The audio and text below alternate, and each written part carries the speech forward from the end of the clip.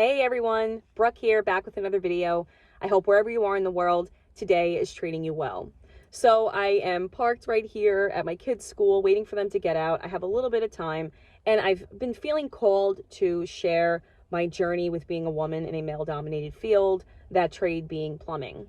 Now, before I begin, if you're new to this channel, hello and welcome. I post many different types of random videos on this channel, and I am someone that is just always looking to learn and grow and do different things and try different things out and just meet people, like-minded people, people who have differing opinions, but we get along. Like, I'm always looking to meet people, always looking to do things, and I really enjoy posting different types of content on this channel.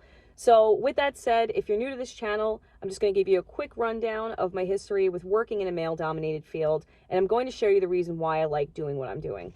So I started welding when I was 14 years old. I was in a BOCES special education program, and then we had the option of taking on a, I guess a trade. I guess learning a trade or a career. Like, it was a career center, so people could like be a florist, you could become a cook, things like that. And it was just for us to do as like a half-day thing. And I decided to pick welding over cosmetology because I was like, no thanks, right? So I did that for a few years, learned how to weld. I competed in the Skills USA type of competition for welding. And then I decided that, you know, as I got a little older, I had my first daughter, I got into like the natural parenting scene, I decided to start a diaper service. And I ran that for 10 years, had a successful business, successful podcast. And then I decided that it had ran its course and I wanted to get back into the field. Now, before I actually ended my business, I got back into welding, and I was doing that for about 3 years before I actually ended my business. But with that said, I was welding, and I still weld on the side as a part-time gig, but I decided to really push myself. And is that a bag of chips hanging from a tree? Oh wait, no. That's like a bird feeder of some sort. That looks weird though. I've never seen one like that. But anyway, so I decided to challenge myself, and I wanted to do something different. And I'm like, how can I provide for my family, but also challenge myself, grow, grow as a person, and really like expand the skill set that I have. Coldest water bottle. Shout out. And I was like, you know what can I do? Like, what would I be able to do? And I decided to look into the union. I was working with a gentleman who, he was like, you know, you really should look into the union. You can weld and do different things. And I'm like, all right. And so I tried out for these two union positions. And I decided that I was like, you know what? I feel like if the plumbing gets back to me and I get accepted, then I'm going to do that, because it was something that was very difficult. It wasn't just welding, because I know how to weld. I can weld well. And I'm like, you know what? I don't want to just like be typecasted as being a welder and do that forever. So I'm like, you know what? Let me do something that's challenging. And I chose plumbing. And I chose plumbing because plumbing is a really interesting type of field, and I'll get more into that. I'll make more videos, and like I said, this is something I really want to start doing more on this channel, is talking about my experience and sharing different things about the trade and being in a union and things like that. But plumbing is more than just like sinks and toilets and faucets and things of that nature. It's a lot. You know, you have medical gas in hospitals, you have sewage, well, obviously, you know, sewage, water mains. I mean, there's many different types, like sewer treatment plants. There's so many different types of things that go into plumbing that a lot of people wouldn't like realize. You know, they wouldn't know that. And what a plumber can do is the job of many different trades. Whereas, like, you know, one trade can do their work but can't do what we do. You know what I mean? So so that's not to like make like enemies. I'm just saying, I'm being honest. Like, with plumbing in the program that I'm in, it's a 5-year intensive apprenticeship training program. And the program that I'm in, it's like you learn different things that other trades would do. You know, you learn a little bit of, you know, sprinkler systems. Like, you can do that as a plumber. You can do a little bit of HVAC. Like, there's things that you can do. You kind of can do, you know, things from many different trades. The one thing I don't mess with is electric. Okay, so like the electrician thing, that's something that that we don't do. We do learn a little bit touching just to have an idea of how it works. But even then, like we were learning it earlier this year, and I'm like, it's over my head. I feel like I don't have the brain for being an electrician. But with that said, I really enjoy it. it's very challenging. And when I got the acceptance letter, I was nervous. I was like, oh man, my husband's like so excited. He's like, oh, see, you got in, this is great, this, that, and the third, because he works the private side and he's not, he works residential and commercial, non-union, and he always wanted me to get into the union. He always felt like I was wasting my talent by not doing something in the field that I learned. But I remember being like really nervous, and I'm like, oh, this is so intimidating. And then really the first year of my program was really difficult, like for me, because I'm like, this is, all the math that I didn't learn in high school because I was in a remedial program, and I was just exposed to so many things, and I'm like, oh man, what am I going to do? Like everyone in my class, I could be everyone in my class's mom almost, or I would be a young mom, but I would definitely could be their mom. You have like, 18, 19-year-old guys, and I'm 35. Well, I guess at this point I was like 33, but anyway, with that said, it was very humbling. It was very, very, very humbling. And I felt like, you know what, though, I'm going to stick with it because this is challenging, and this is going to expand what I already know about the field. And I feel like it's a good thing, right? So I learned so much. This is my second year. I only have a few months left. We graduate in May. Well, graduate from being a second year in May. But even just reflecting and looking back, I'm like, wow, like I feel like in that year time, I've really learned a lot. And because of COVID, we had to do like the school, like from January through, like we haven't had a break. So we went through first year, we went through second year, we're going through second year, and then this summer we'll have a break. But as a woman in the field, it's been very, very, very interesting. And I feel like I can share different stories about that, how I've navigated certain situations on another video. But I wanted to really talk about like why I chose this field. Again, with plumbing, there's so many things that are involved, like I mentioned earlier. But it's also, it's like recession proof. Like everyone needs a plumber, right? Everyone needs an electrician. But you can, the big argument between plumbers and electricians is you can go without light, but you can't go without like sanitary systems. And I feel like a lot of people don't realize that plumbers are like the backbone of, the hygiene for the country, or wherever you are. And you see like a lot of like third world countries, they don't have plumbing that affects everything else, So it's really interesting. I like being a part of that. I was even thinking that one day I would do like a humanitarian type of effort. They do where there's like a group of plumbers that will go to different areas, and like they'll set up wells, they'll set up running plumbing, they'll set up all different types of plumbing systems to help the people of the villages and whatnot. And I thought that would be really neat. And that takes me into, the humanitarian efforts of things that I already love doing, right? Of volunteering, of, human rights, animal rights, of just really like helping everybody else out, right? Like helping the world out, helping people out. And it's funny because it just kind of, with plumbing, it kind of bleeds into everything. Now, for me, it's difficult, where I mentioned before with the math and different things. And I feel like it's really pushing me beyond my comfort zone in what I can take in.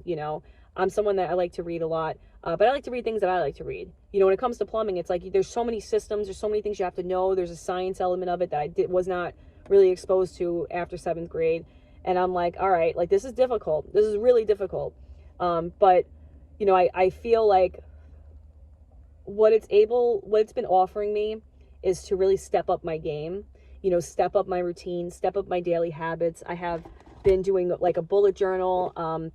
I got back into journaling heavily. I took a little break for a bit, but now I'm like really doing it. I'm really staying on top of my diet. I'm staying on top of the things that I want to change in my life.